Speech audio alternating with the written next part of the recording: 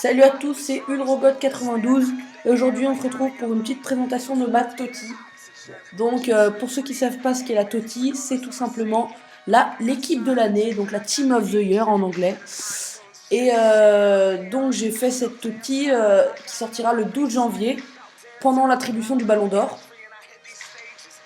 Et bah c'est qu'une prédiction, donc ce sera pas forcément celle-là, mais je vous la fais maintenant. Encore une fois donc sur l'application FIFA Ultimate Team 15 parce qu'elle sortira sur FUT 15. Donc on est parti. Ah, j'ai oublié une partie importante. Donc je vous laisse regarder en fait. Je vais mettre tous les joueurs à chaque poste et vous allez me dire qui vous auriez mis. Bon là je pense qu'il n'y a pas de doute, il y a peut-être Courtois, mais bon tout le monde mettrait Neuer, je sais. Défenseur droit, c'est en fait un MDC. Et il s'agit de Philippe Lam. Bon, Philippe Lam, certains diront que c'est un MDC, certains diront que c'est un défenseur droit. Chacun votre avis. Moi, personnellement, je le considère plutôt comme un défenseur droit. Si vous préférez penser que c'est un milieu défensif, comme vous voulez. Donc ensuite, la défense centrale, vous voyez, il y a tous ces grands joueurs en défense centrale. Bon, c'est pas là que le choix était le plus difficile, parce que j'ai mis Sergio Ramos. Sergio Ramos pour sa saison exceptionnelle.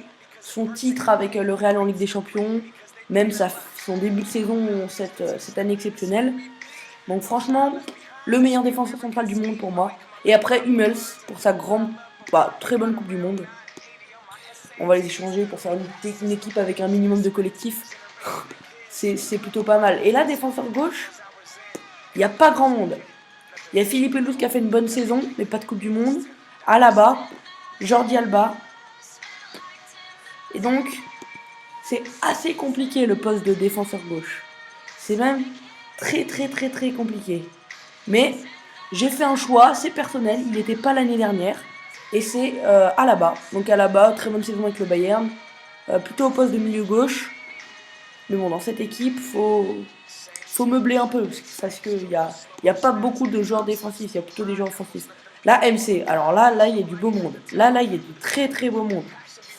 Alors, le premier joueur que j'ai choisi de mettre, c'est Toni Kroos. Donc Toni Kroos, saison exceptionnelle, Coupe du Monde exceptionnelle, une arrivée au Real. Franchement, Toni Kroos, il mérite amplement d'être dans cette équipe. Après, on a Yaya Touré. Bon, l'année dernière aussi, ça m'avait déçu plus d'un qui ne soit pas dans la Toti. Mais bon, cette année, je pense qu'il y sera, parce qu'il a fait encore une saison exceptionnelle. Malheureusement, il n'a pas joué la Coupe du Monde. Enfin. Et donc, il peut pas être au même niveau que Di Maria qui vient après pour moi. Donc, l'Argentin. Mais bon, on a trois milieux exceptionnels, surtout en club. Après, en Coupe du Monde, en sélection, Di Maria a été exceptionnel, Kroos a été exceptionnel, Yaya Touré a été exceptionnel, mais un peu moins que les autres parce qu'il joue dans un pays qui est un peu moins réputé que les autres. Mais bon, vous pouvez le mettre, honnêtement, ça choque personne. Moi, ce serait même normal qu'il y soit. Donc après, on a un AVG. C'est Cristiano Ronaldo. Le joueur, le favori pour le Ballon d'Or, tout simplement. Et donc, qui l'a remporté l'année dernière, une saison exceptionnelle avec le Real, un peu moins avec le Portugal, qui a fait un parcours assez moyen en Coupe du Monde. Mais bon, c'est pas ça l'essentiel. Après BU. Alors là, c'était soit Zlatan, soit Suarez.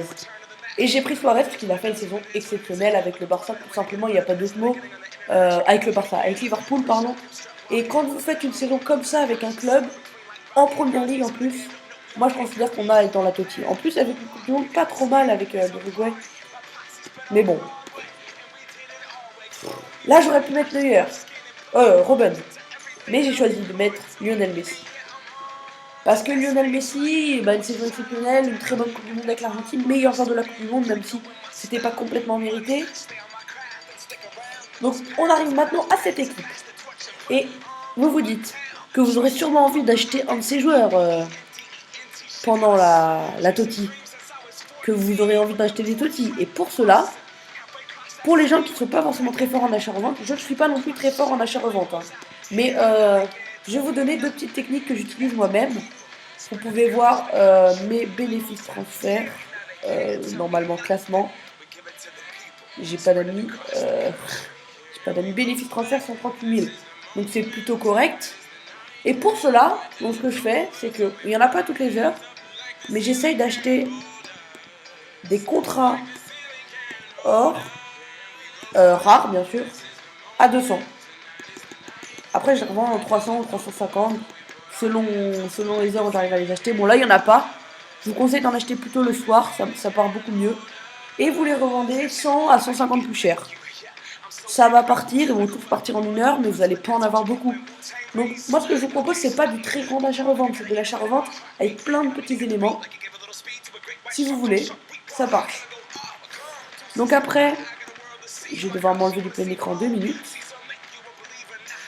Et je vais taper Umtiti. Et on va le remettre en plein écran. Donc Umtiti, votre mission, si je peux dire comme ça, c'est de l'acheter à 400. Et de le lister à 500, 550. Et vous verrez, ça peut partir. Regarde, au passage les petits packs. Ah, il n'y a pas de pack en promo. Donc, voilà, cette vidéo est finie. N'hésitez pas à me dire dans les commentaires si la technique d'achat-revente marche pour vous. Donnez-moi aussi votre TOTY, celle que vous auriez faite, ce que vous auriez changé dans la mienne, tel ou tel joueur, même le dispositif, hein, pourquoi pas. Bon, je sais que en vrai cette équipe ne pourrait pas jouer ensemble, mais dans FIFA,